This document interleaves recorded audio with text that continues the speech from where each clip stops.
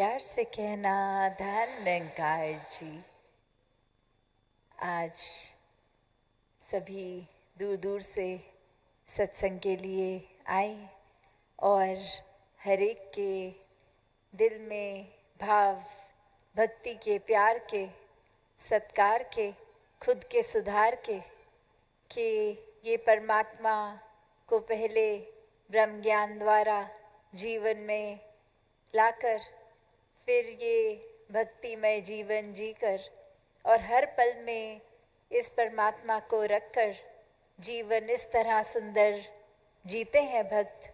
और वही भाव जो आज हर एक ने सुनाए, चाहे कविता रूप, गीत रूप, एक स्पीच रूप, भाव यही रहा कि इंसान ये चेतन हो जाए, श्वासों का सदुपयोग करे और जीवन को जीते जीते इसी निराकार उगना शुरू हो जाते हैं। वो धरती से उनकी वो थोड़ा थोड़ा काई रूप वो हरा सा दिखता है।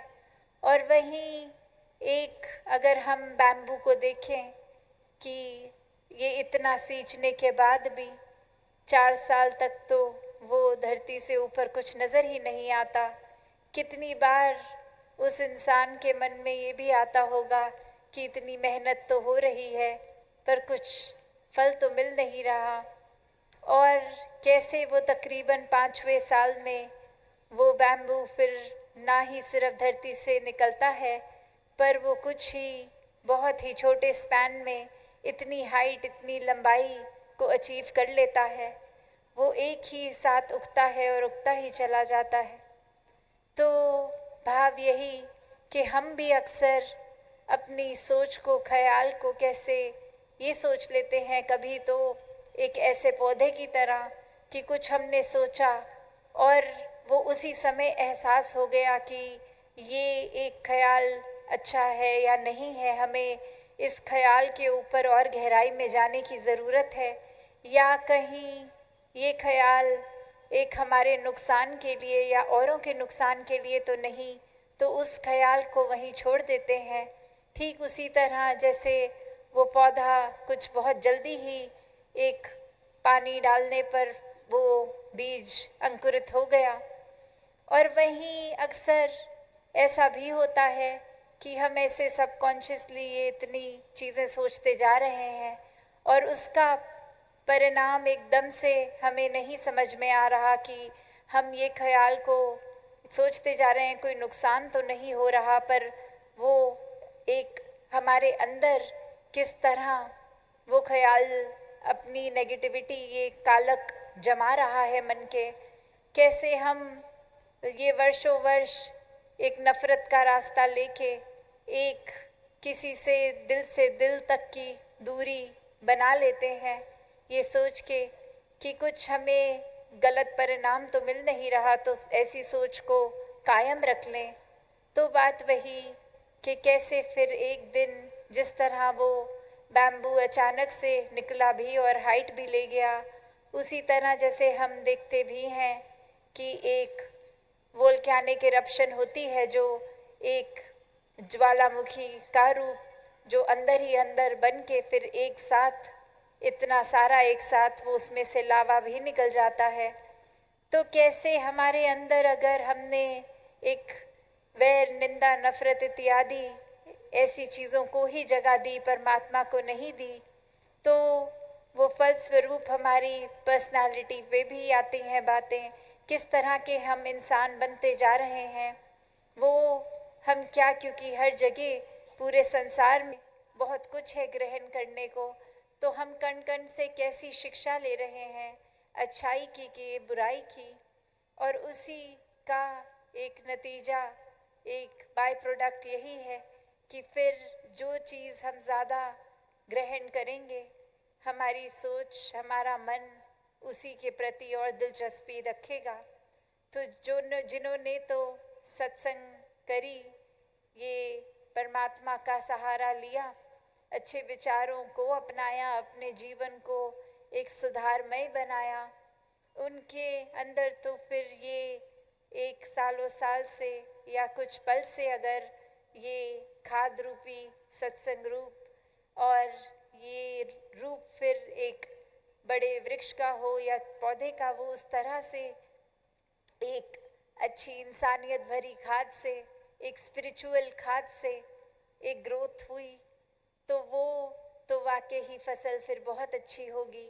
और वहीं अगर सिर्फ और सिर्फ एक पतन की चीज़ें हमने सुन ली, उसी में दिलचस्पी रखी, उसी के ऊपर अपने जीवन को आधारित कर दिया, तो वाकई ही वो फिर एक फसल रूप होगा तो वो कितना नुकसानदायक होगा। फिर वो फसल तो किसी के काम नहीं आएगी, अपना ही नुकसान हो जाएगा।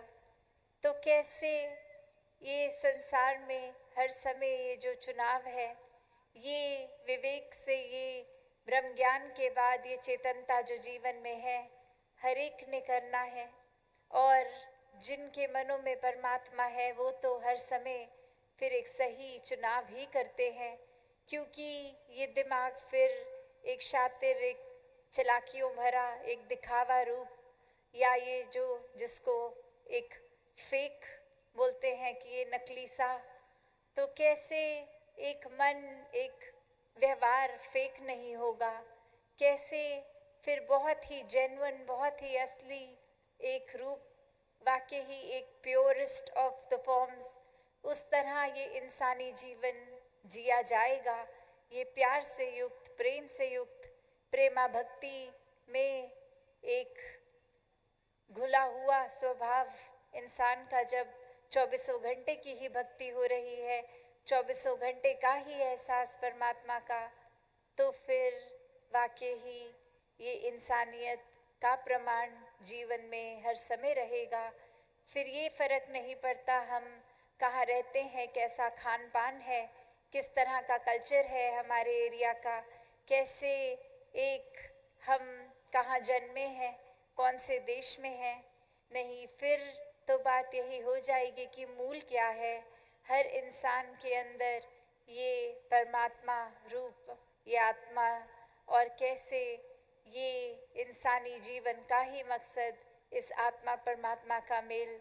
तो फिर वाकई ही हर एक से अच्छाइयाँ ग्रहण करने का इस दिल को इस तरफ ही रुझाव रहेगा।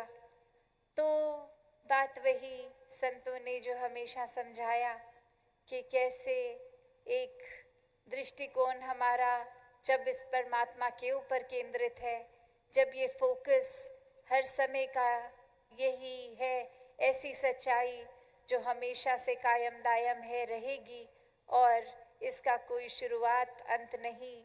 ये एक तरह से देखे तो सारा ही गुण पूरे जितने भी हैं ये परमात्मा से ही निकले हैं। तो कैसे अगर एक करुणा, दया, विशालता कोई भी गुण उठाएं तो देखें कि ये असीम है, ये निराकार।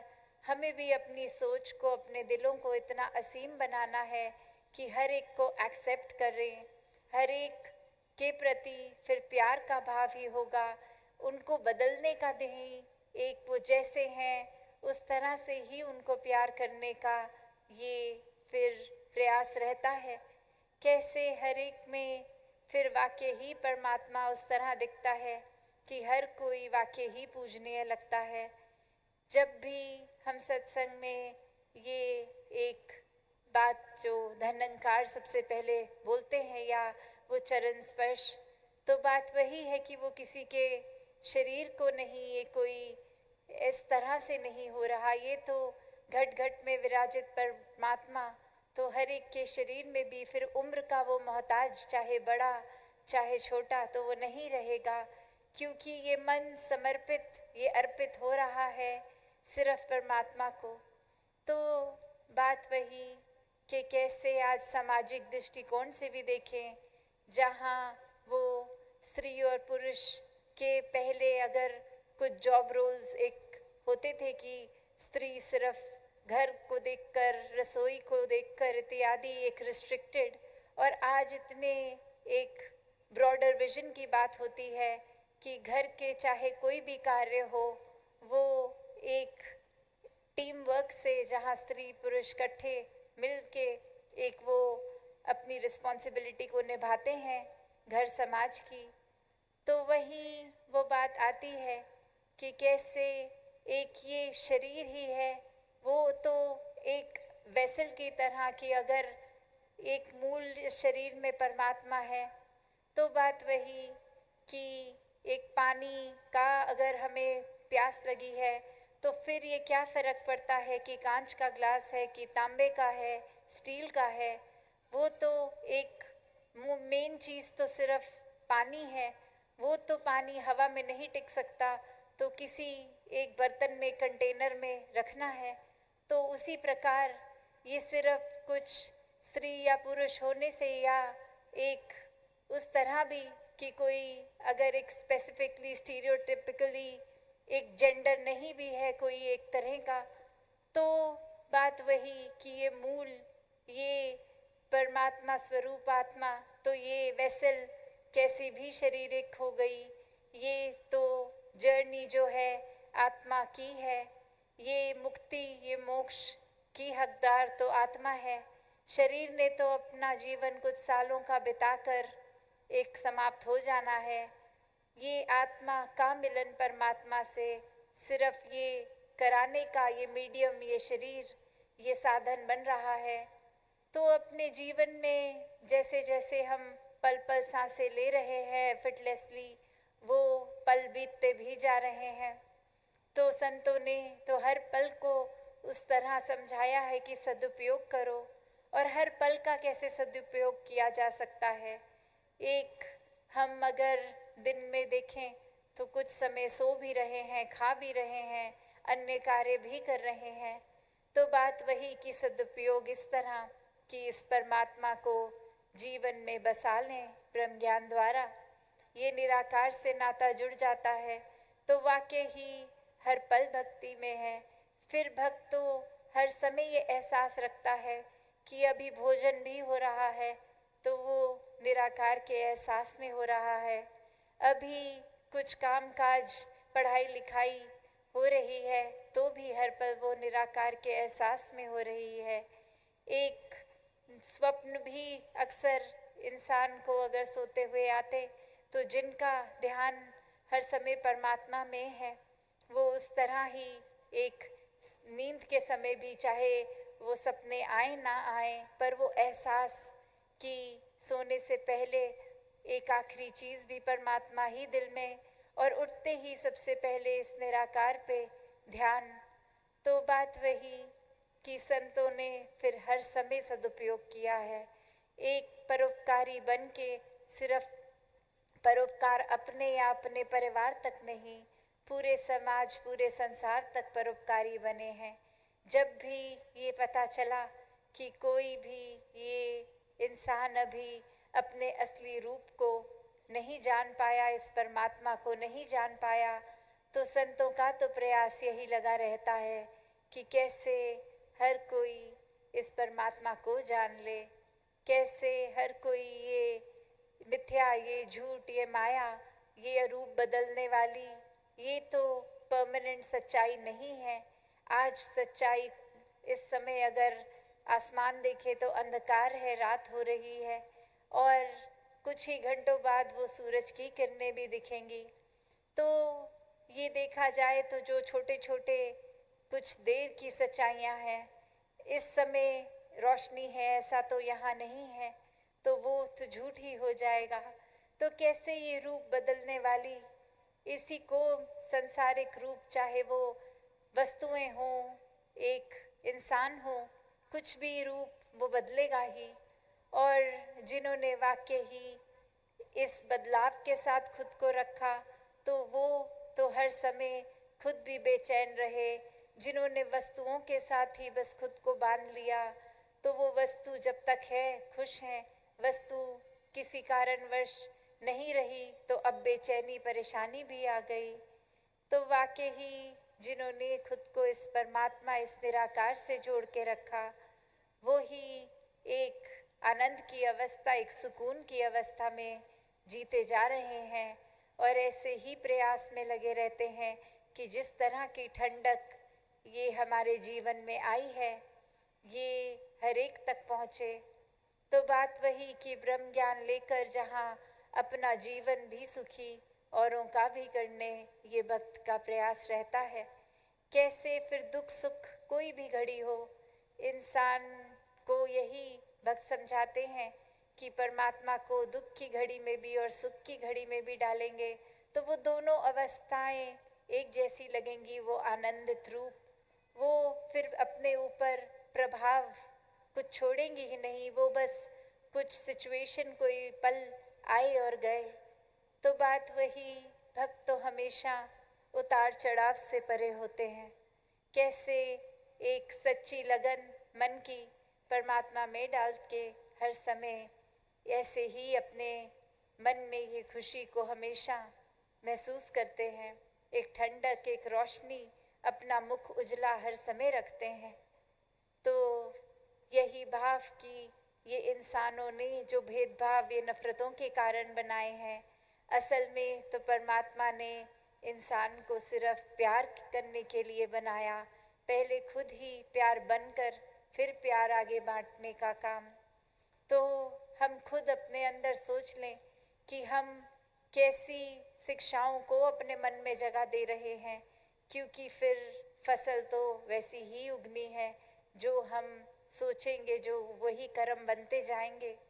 तो बात वही कि हर कोई जहाँ अपने जीवन में परमात्मा को प्राथमिकता देता है तो सारे ही एक पूरी तरह से जीवन सही डायरेक्शन में एक ऑन ट्रैक हो जाता है। और वहीं अगर और चीज़ों में ध्यान, तो ये स्टेबल नहीं रह पाता, इंसान एक स्थिर नहीं रह पाता। तो हर किसी के जीवन में स्थिरता प्राप्त करना संभव है बस निराकार के आश्रय, एक निराकार को जान के फिर इस परमात्मा में पूर्ण विश्वास करके। तो ऐसे ही हर एक का जीवन और संवरता जाए। सत्संगत जी, धन निरंकार जी।